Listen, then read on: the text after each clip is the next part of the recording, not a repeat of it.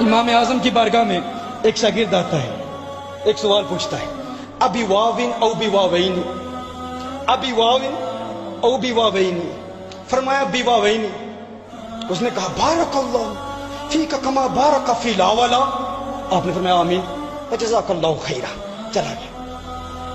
شاگرد حیران ہے، سوال کرنے والے نے سوال کیا کیا، جواب دینے والے نے کیا جواب دیا، ہم سمجھ نہیں پائے۔ شاگرد پوچھ رہے ہیں یہ سوال کیا تھا؟ سوال کرنے والے نے کہا ایک وو کے ساتھ یا دو وو کے ساتھ؟ آپ نے فرمایا دو وو کے ساتھ۔ اس نے کہا اللہ تمہیں برکت دے، وہ برکت جو اللہ نے لا ولا میں رکھی ہے، اللہ تمہیں وہ برکت دے جو لا ولا میں ہے۔ اب کچھ علماء تو سمجھ چکے ہوں گے میں کیا عرض کر رہا ہوں۔ کہا ایک وو کے ساتھ یا دو وو کے ساتھ؟ دیکھیے جو ہم التحیات پڑھتے ہیں، اس حوالے سے دو روایتیں ہیں۔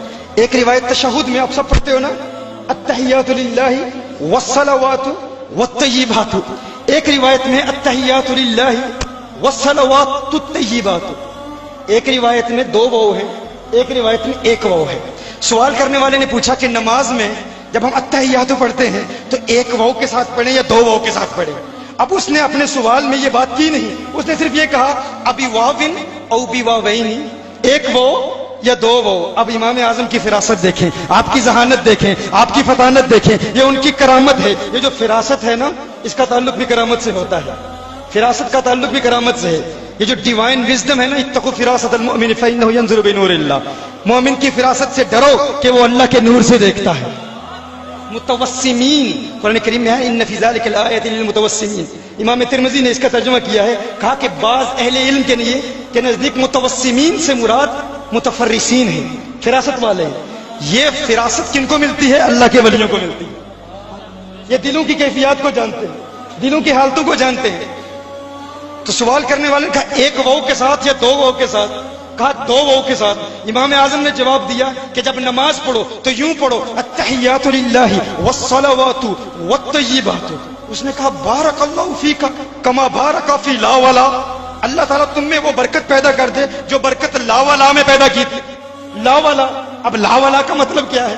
کیا عام طالب علم سمجھ سکتا ہے؟ امام اعظم ابو حنیفہ کے شاگرد بھی نہیں سمجھ پائے کہ لا ولا کا مطلب کیا ہے۔ میں کہتا ہوں جو دلوں کی کیفیات کو جانتے ہیں وہ سمجھ جاتے ہیں۔ کہا اپنے شاگرد سے کہ دیکھو قرآن میں ہے نا کہ زیتون ایسا درخت ہے جس جیسا درخت نہ مشرق میں ہے نہ مغرب میں ہے۔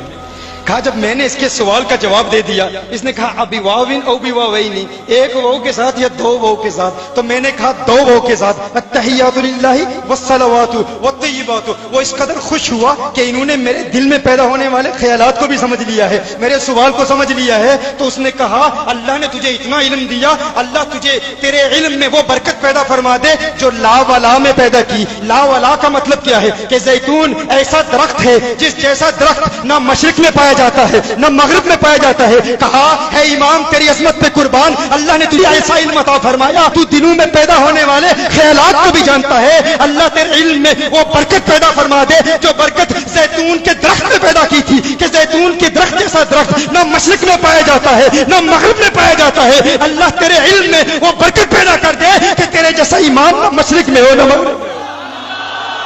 اسی لیے ہم انہیں امام اعظم کہتے ہیں۔ اب دیکھیے امام اعظم کی بارگاہ میں ایک عورت حاضر ہوتی ہے، ایک سیب رکھتی ہے، سیب امام اعظم کے سامنے ایک سیب رکھتی ہے۔ سیب کا ایک جانب سے دائیں جانب آدھا سرخ ہے، بائیں جانب زرد ہے۔ سیب امام اعظم کے سامنے رکھا، امام اعظم نے کاٹا، کاٹ کے واپس دے دیا، وہ چلی گئی۔ اب شاگرد حیران ہے، پریشان ہے، یہ کیا ہوا؟ سیب اس نے تحفتاً دیا ہے، کیوں دیا ہے؟ آپ نے سیب کو کاٹا، کاٹ کے واپس دے دیا، وہ چلی جاتی ہے۔ شاگرد کہتے ہیں کہ یہ کیا ہوا؟ سیب دیا آپ نے، کاٹ کے واپس دے دیا۔ فرمایا یہ سیب دینے کے لیے نہیں آئی تھی، یہ مسئلہ پوچھنے کے لیے آئی تھی، یہ فقہ کا ایک مسئلہ تھا۔ اس نے حیض کے خون کے بارے میں سوال کیا، اسے حیض کا خون کبھی سرخ آتا تھا کبھی زرد آتا تھا، اس نے سیب رکھا، سیب کا ایک حصہ سرخ تھا ایک حصہ زرد تھا، وہ پوچھنا چاہتی ہے کہ طہر کا حکم کیا ہے؟ تو میں نے سیب کو کاٹا، کاٹ کے کھولا، سفیدی دکھا دی کہ جب سفید پانی آتا ہے تو طہر ہو جاتا ہے۔ امام اعظم کی بارگاہ میں کیسا سوال، اشاروں میں امام اعظم جواب دے دیتے۔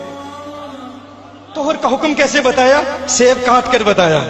ایک بچہ امام اعظم ابو حنیفہ کی بارگاہ میں حاضر ہوتا ہے، عرض کرتا ہے امام اعظم یہ بتائیے، اب اسٹوڈنٹ سامنے بیٹھے ہیں، اگر کوئی بندہ عشاء کی نماز ادا کرتا ہے، عشاء کی نماز ادا کرنے کے بعد وہ سو جاتا ہے اور اس پر غسل فرض ہو جاتا ہے، وہ جاگتا ہے، تو اب وہ عشاء کی نماز پھر پڑھے گا یا نہیں؟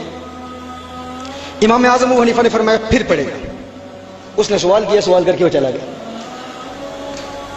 ایک بندہ عشاء کی نماز ادا کرتا ہے، سو جاتا ہے، غسل فرض ہو جاتا ہے، غسل فرض ہو گیا، جاگا، اب غسل کر کے نماز پڑھے گا یا نہیں؟ فرمایا نماز پڑھے گا۔ بچے نے سوال کیا، سوال کر کے چلا گیا۔ امام اعظم ابو حنیفہ کے شاگردوں نے پوچھا یہ کیسا جواب آپ نے دیا؟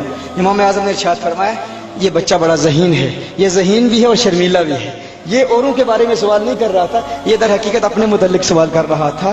یہ آج ہی بالغ ہوا ہے، اس نے نماز پڑھی ہے عشاء کی، یہ سو گیا، اس پر غسل فرض ہوا، اب یہ جاگا، جب یہ بیدار ہوا تو اب اپنے متعلق سوال کر رہا ہے کہ جو میں نے پہلے نماز ادا کی وہ نماز ادا ہو گئی یا نہیں؟ تو یہ شرمیلا بھی ہے، ذہین بھی ہے، اس لیے میں نے اس کے سوال کے مطابق اسے جواب دیا ہے کہ تیرے لیے ضروری ہے، چونکہ تو اب بالغ ہوا ہے، اب بیدار ہوا ہے، اب تجھے نماز عشاء پھر ادا کرنی ہوگی۔